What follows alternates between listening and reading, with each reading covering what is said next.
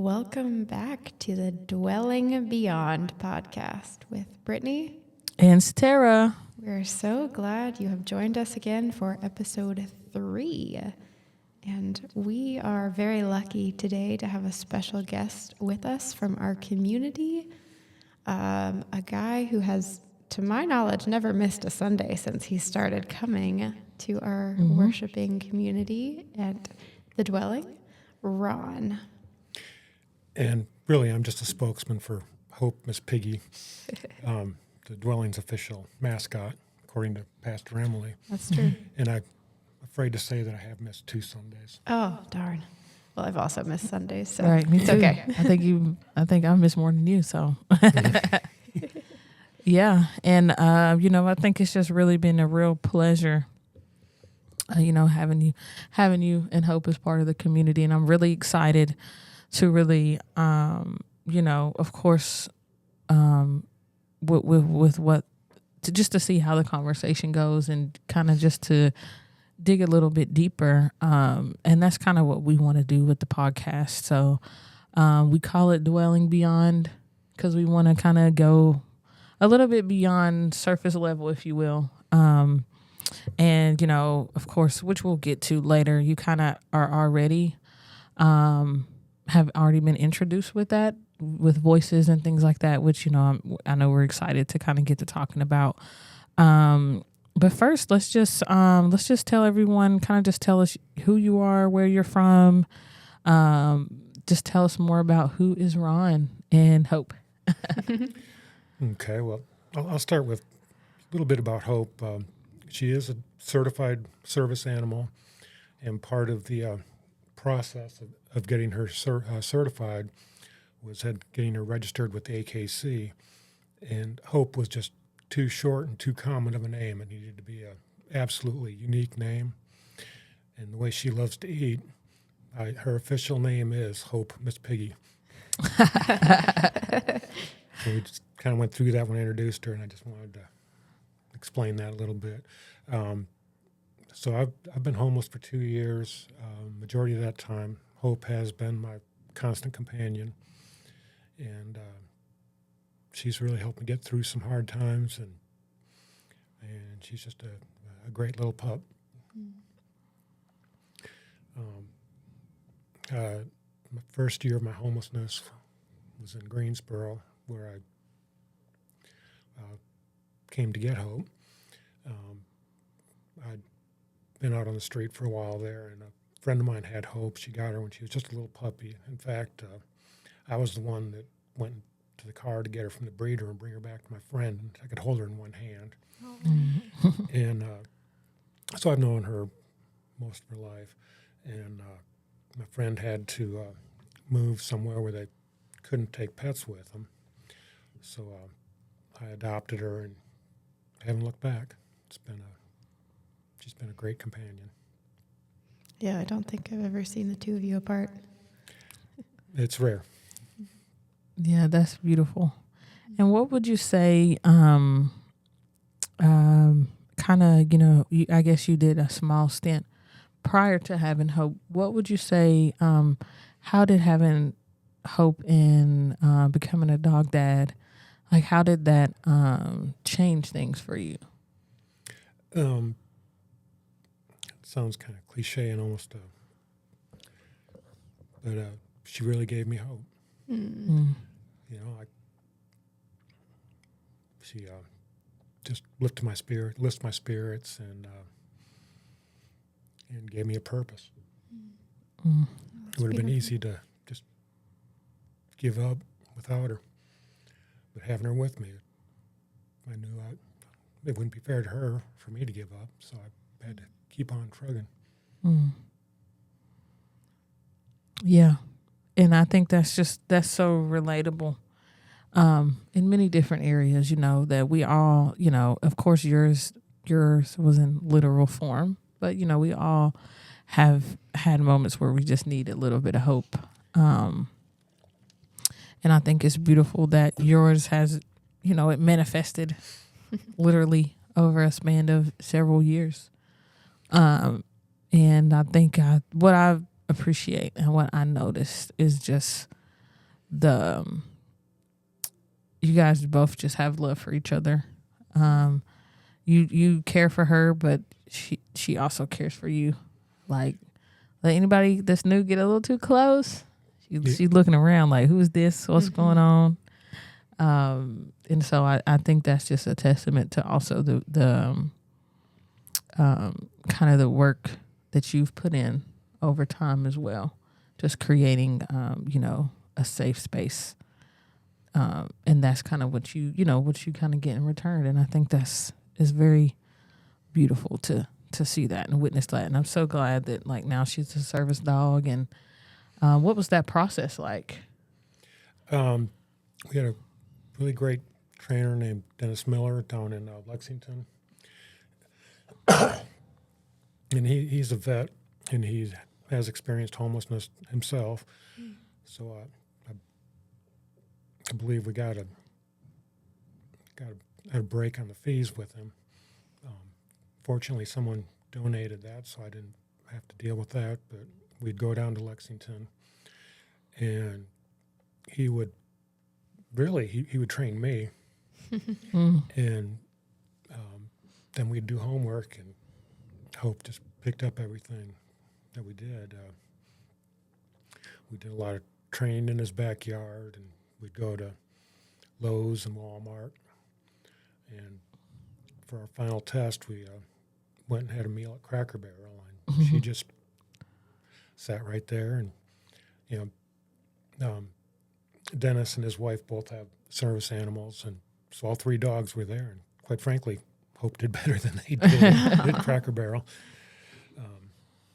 Just a little bit, but they did get up and look around a little bit, and Hope just did what she was supposed to and stayed right at my feet. And I've often said that I'm doing a community service by bringing Hope downtown, because so many people see her and want to love on her. And one day this summer, I was sitting down at the tables at Marshall Park, and this guy walked up and asked me if he could pet her, and he just started bawling because he had just lost his dogs. And it really gave him a little bit of comfort. It was kind of tough watching a grown man cry like that. But that's just one of many instances where I could tell that she was helping people, giving them comfort. Yeah, she's a real leader in our community. As long as you're not on a skateboard. Yeah, watch out, skateboarders. But she's even got better about that. She still tries to lunge jam a little bit. I can get her under control right away, and she sits down and watches them go. But before, she just lose her freaking mind and darn near hurt herself trying to get to them. But if she got to them, she wouldn't know what to do. Oh, sure. Maybe she just wants lessons so she can be that cool. I could see her doing that in the parking lot, just on a little skateboard. Dogs do learn how to skateboard. I've seen it. Stranger things could happen. Yeah, stranger things have happened at the dwelling, for sure. That's the truth. Yeah. Speaking of the dwelling, Ron, I'd love to know how you found us and how you found your way to come in every Sunday. Well, I guess I found it through Cities with Dwelling. It took me a long time to figure out the distinction between the two. I mean, they're in the same space and so similar names, but I started coming to City with Dwellings, and I heard that it was open on Sundays too. They'd have breakfast and the church service and lunch. And to be perfectly frank, first time I came, I was like, food, free food. Hey. And I sat through the service, and I think it was actually Pastor Bob that was preaching that day, and the message kind of spoke to me. And what started as 2 free meals became something way more.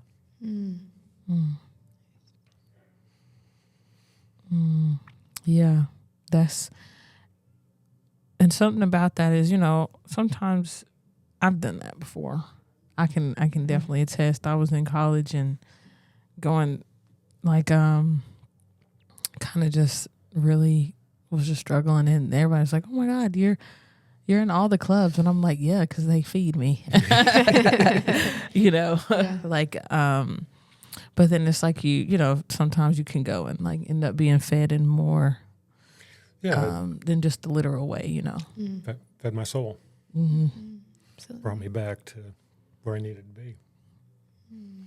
And how long had you kind of been here prior to kind of starting to come to church, or even before you came to City with Dwellings? In Winston, homeless in Winston. Like in Winston.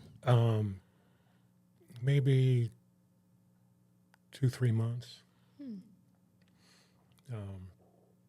If that. Mm-hmm. And what do you remember the meal you had that day? No, not a clue. But you remember the word essentially. And to be honest, I don't remember the sermon either, but I just remember that it did kind of move me, and I was like, and that, and also the sanctuary itself with the chairs and the couches, just like it felt like home. Yeah. Even though the first few Sundays, as soon as that song started up, Hope wasn't happy, and I had to go out in the hall. I remember that. But she got used to it too, and we could sit and watch the sermon, listen to the sermon from the sanctuary instead of the hallway. Yeah. Yeah, for our listeners out there who haven't been to church, our sanctuary looks a little different. We have couches, and it's comfy and feels like home, right? Feels like a living room. So it's a nice place to sit and relax. And we also start every service with "God is good." It's our theme song of sorts, right? Our gathering song, and we get a little loud, and there's tambourines and clapping and singing, and it's a little bit much for a dog. Yeah, in fact, I think the tambourine was right behind us the first time. And That'll do it. out we went. Yeah, but I think even speaking to you before, I've mentioned that. I think kind of as somebody, literally, as this person who walks around with a camera. So, as of the fly on the wall in the situation, I noticed that at the beginning, she would bark a lot or just get. So I remember quite vividly, like the first Sunday that I realized that, like, oh, she's chilling. And I was like, okay, like, and I think it was more for me. I was kind of like, okay, like she feels like she's in a safe space, but more so like that you're in a safe space.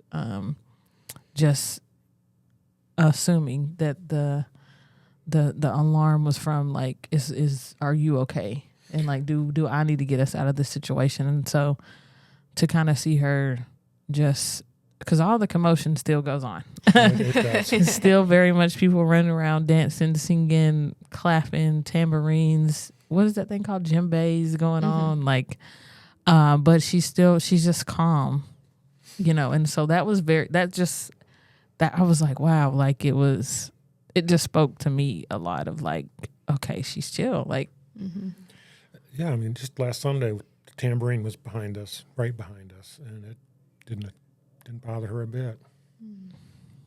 She's grown, got used to it, got comfortable. Do you feel like you could say the same for yourself? Like, by her being a little relaxed, does that also kind of relax you? Oh, absolutely. Because if she gets upset and starts barking at somebody, that upsets me. Because for one, I don't know.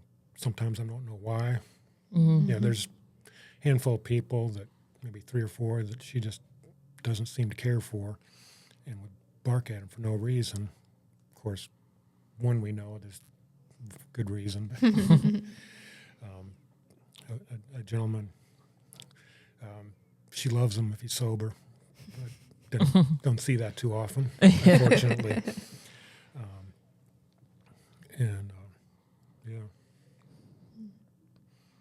And so I would love to transition into.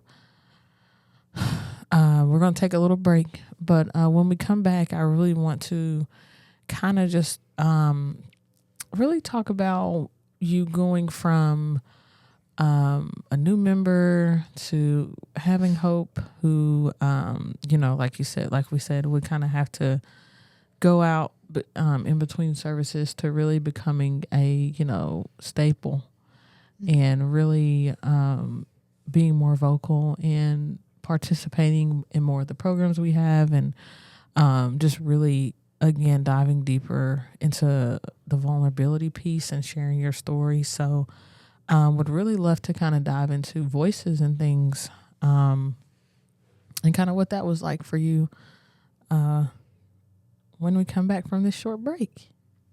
Sounds good.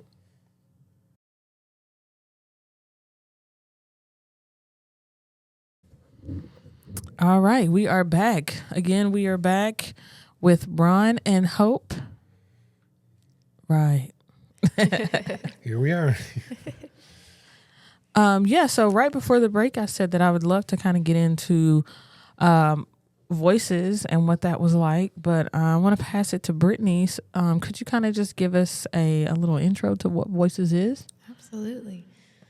So the Dwelling and local partner authoring action has come together in the last 2 years to have this program called Voices from the Dwelling, which is a 6-week restorative writing process where we gather community members, about a dozen at a time, to do this process of writing. And our folks make beautiful art, right? Physical, like painting, drawing, art, and then poetry, song, monologue, kind of processing whatever needs to be released. It could be trauma, history, just having our stories go out there beyond us.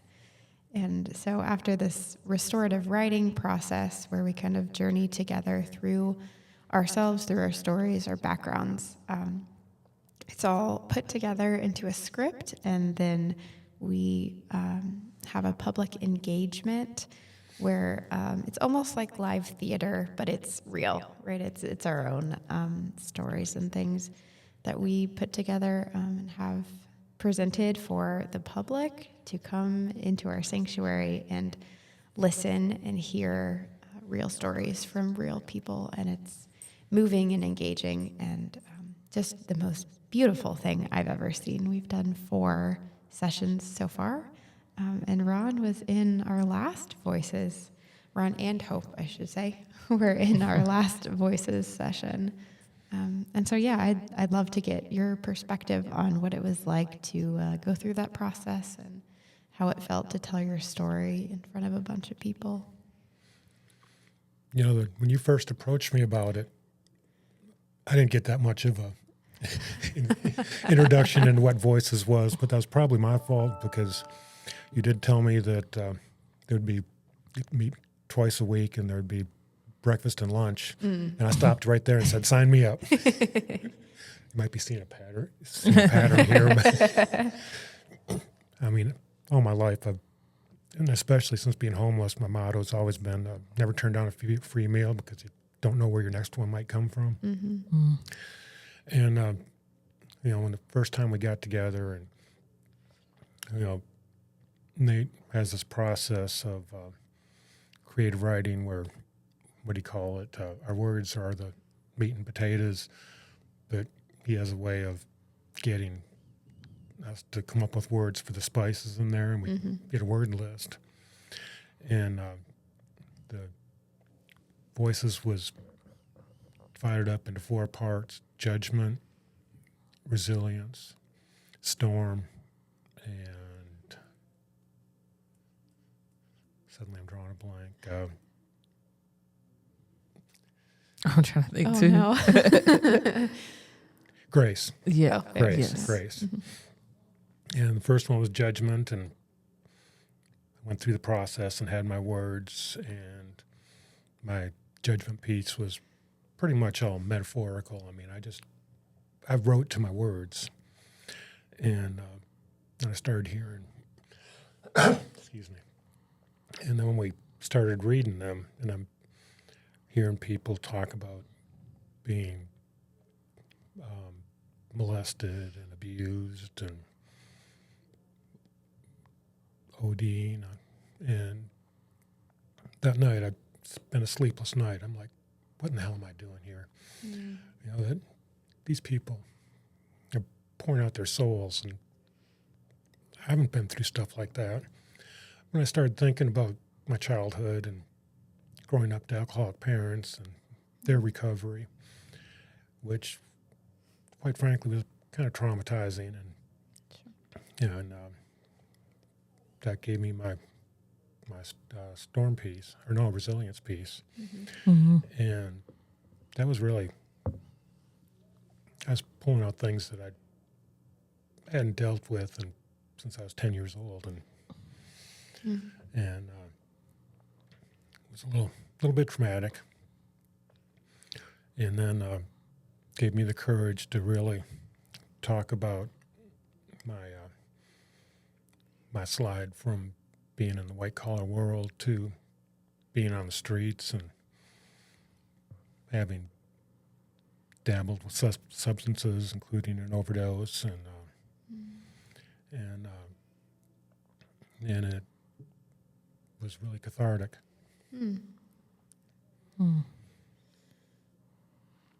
And I think, so I want to kind of ask you, so so in the beginning, what I'm hearing you, or I want to clarify, is it was the vulnerability of the other people in the group that kind of not necessarily inspired you, but allowed you to also be vulnerable in that process? I think inspired might be the right choice of words there, Okay. because it really did. In fact, I went up to James afterwards and said, man, thank you for telling your story. That really gave me the guts, the inspiration to dig deeper into my life.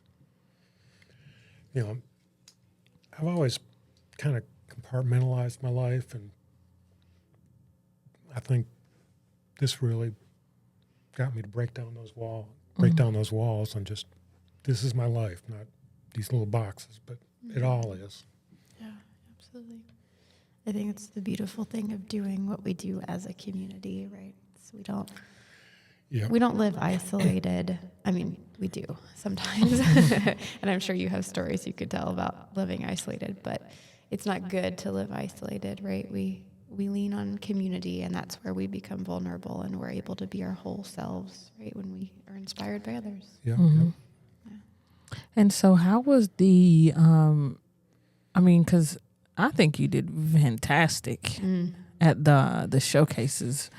You really gave, I really felt like you were performing, like I'm just envisioning just how you would punctuate and accentuate certain words, and how you would move, and how you would pause, and how you would, it's like you knew the moments where people should laugh, or like you knew the moments that would be more vulnerable and more touchy. So had that been something you had ever done before, as far as, I guess, performing to like a crowd or on stage, or was that something you kind of really honed into with the Voices process, and how was that part for you?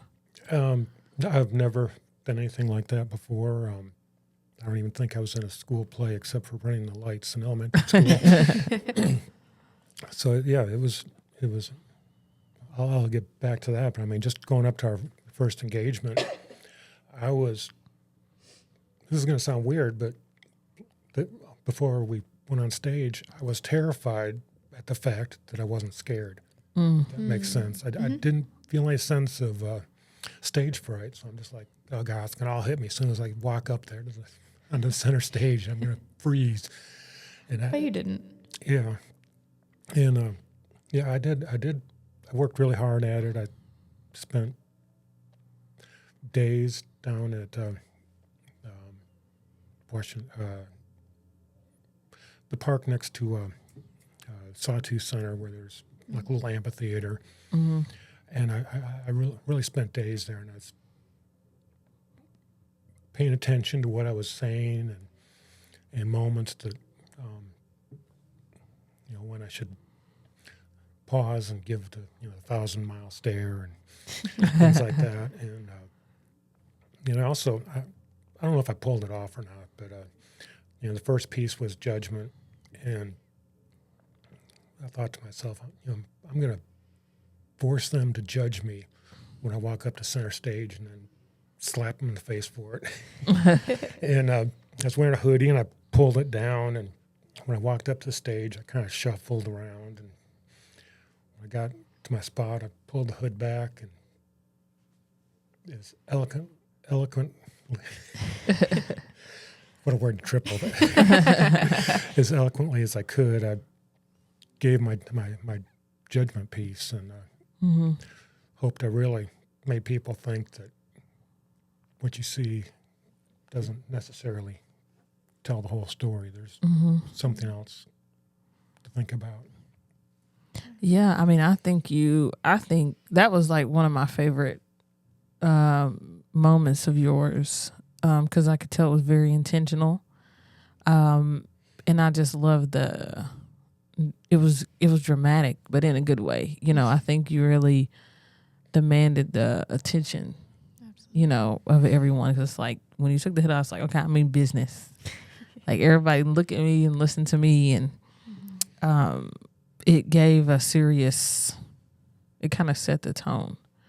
And so, yeah, that's something that I remember. And then I think the other one that I remember is I can't remember exactly what segment it was, but like you would like put your hands out or something, or like, I don't really remember, but I remember I have a picture of it, and it's like one of my favorite pictures. But yeah, I think you did great. Yeah. And so even just to know, like, you were intentional about like practicing and things like that, like I was like, what? I was like, look at Ron. Yeah, I think you killed it, honestly. Yeah, you're such a natural storyteller. I think it just felt right seeing you up on stage and the way you used your words and your pauses. And I remember vividly the story of when you had to leave your house in the snowstorm, and your dad told you to leave, and you were talking about putting on your snow jacket and like your boots, and like I was there with you. I could picture everything, and it was just, it was so visceral. So it was amazing. Yeah, it was something. Yeah, right. And I'm sure that wasn't a great memory for you to relive, right? Going through all of your traumas and terrible things that happened, but the way you opened yourself up to share that with us, so we all kind of walked with you, was just an incredible insight into who you are. Yep. Probably should give a little bit about that. When I was 10 years old, my parents were raging alcoholics, and we were living in Minnesota, and it was in the middle of a blizzard, and things were getting serious, and my dad told me to leave the house, go to my friend's house, and it was practically whiteout conditions. And I guess my mom called the law, and the sheriff came to the door and hauled him away, and he went to detox and then went to treatment, and they got sober, and were sober for the rest of their lives. Well, that's good. And I want to, you said something earlier about, basically like don't judge a book by its cover. And I would love to, and this could be you in general, this could be related to the dwelling, or just the unhoused community in general, but what are some of those misconceptions or stereotypes that you hope to kind of disrupt or you hope that people take away, even as far as hope as well? Like, what are some of those things that, if you could tell the world right now, like, what is some of those things you would kind of want to say? I think, and having been outside the unhoused population, I can really relate to this because I know I held these same stereotypes myself, that you see someone homeless and they're drunk, they're on drugs, and lazy, that they don't want to work, that's why they're homeless.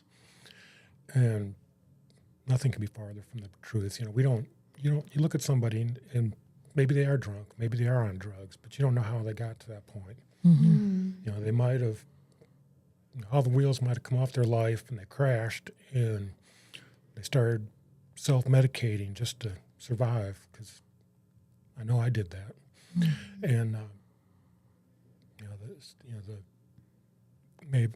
the drugs and alcohol might not be the cause of their homelessness, but actually the result of it. And I think that's an important distinction. Mm-hmm. Yeah. Absolutely.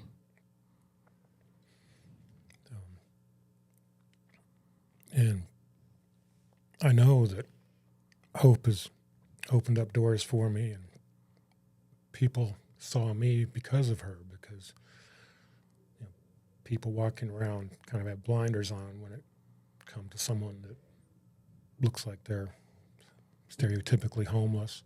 Mm-hmm. They'll not see them intentionally or not. Mm-hmm. Definitely not try not to see them.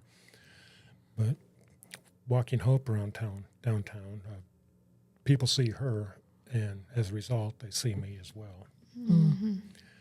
And I think I might be catching up to her, but I used to say that I'd go downtown and 100 people would know Hope's name, maybe a dozen knew mine. And I'd not always follow that up with, but that's the way it should be, because she's the important one. Mm-hmm. You're famous now. Yeah, you're pretty important too. Yeah. I'm right. She's the celebrity. I'm just riding her coattails. Well, I heard that you had the nickname spokesperson for the homeless, especially after our Voices engagement. So tell us a little bit about that. Where'd that nickname come from? How do you feel about it?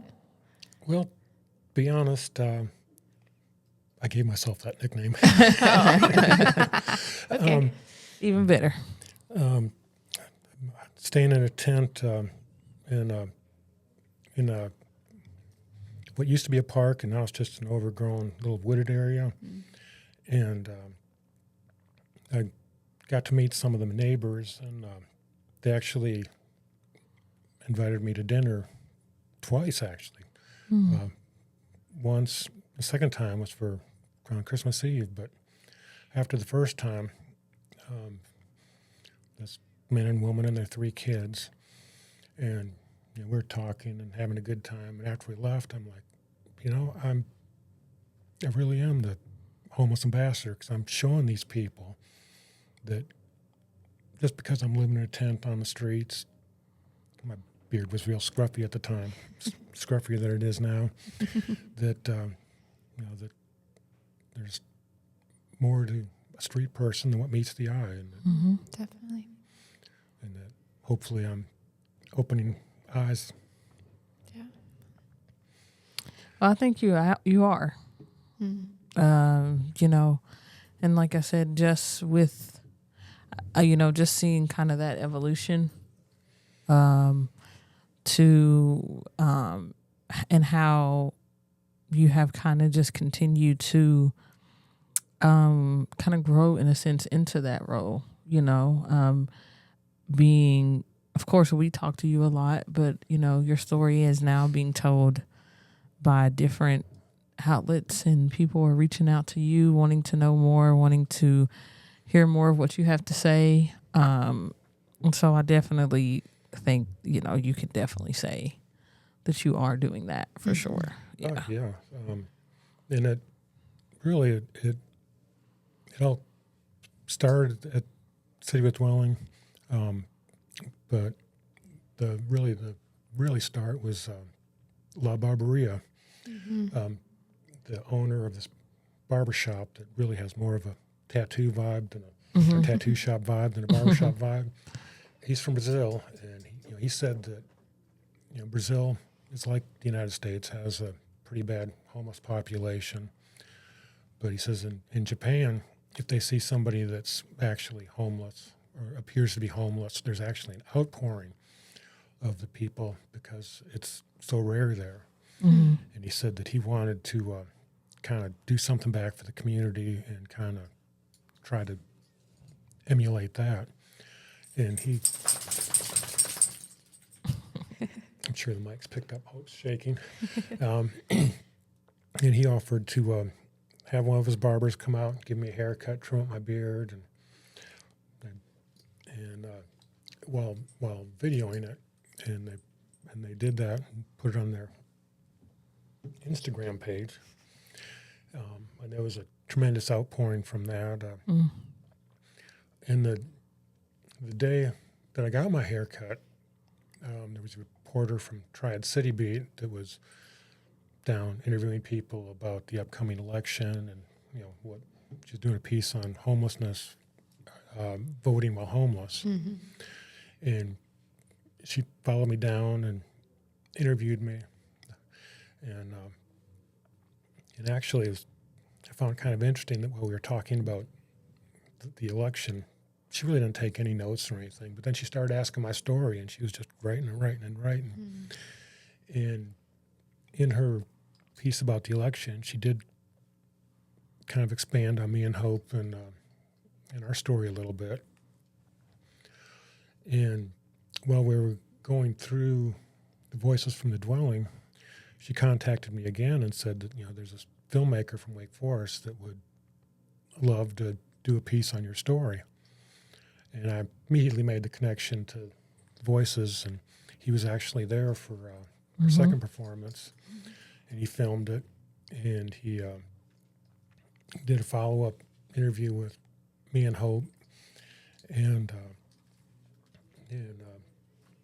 there was I like to say it, I was really impressed with what he did.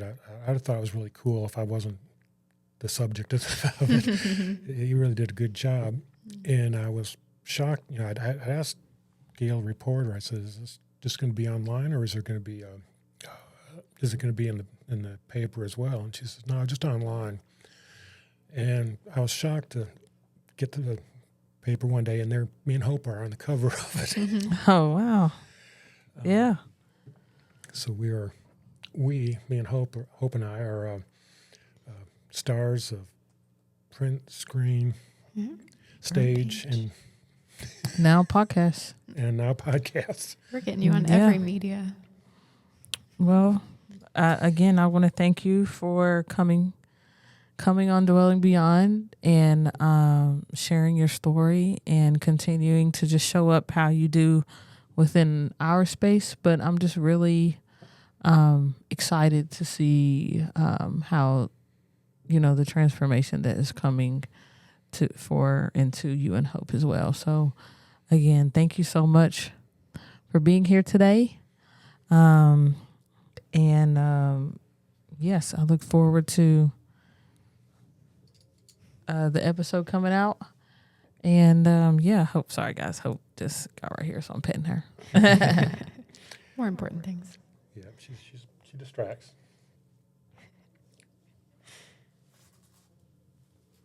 Yeah, so remember to let us know if you guys, in the comments, what you guys think of the conversation. If you have any questions for Ron, or if you want to get in touch with Ron, definitely let us know.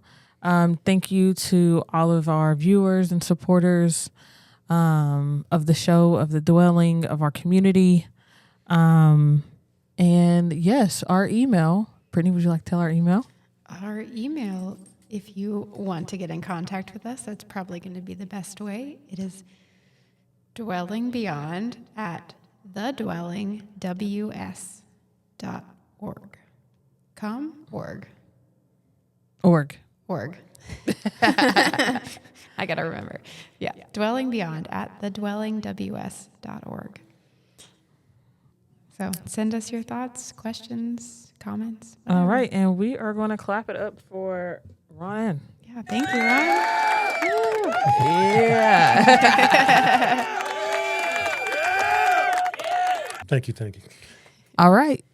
You guys stay tuned for our next episode.